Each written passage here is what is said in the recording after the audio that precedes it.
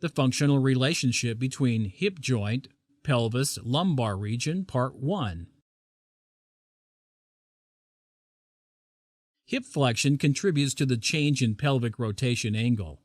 When we rotate the hip, the chain reaction includes posterior pelvic tilt.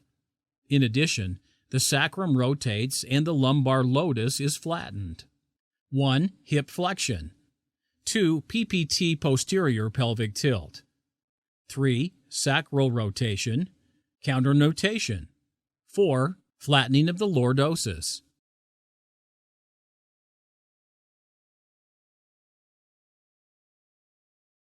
When lifting the leg, the connection of the muscle ligament and fascia tissues causes a chain reaction.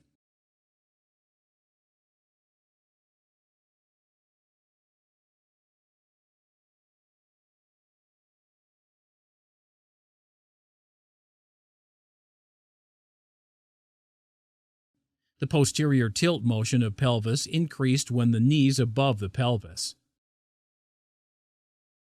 In this posterior view, we see the muscles and ligaments that connect the hip to the pelvis. Hip flexion directly affects the pelvis. The ligaments and muscles simply pull the pelvis and the sacrum and rotate them. A focused look at the posterior ligament that connects the femur head to the pelvis. You can see the direct chain reaction between knee flexion and hip rotation.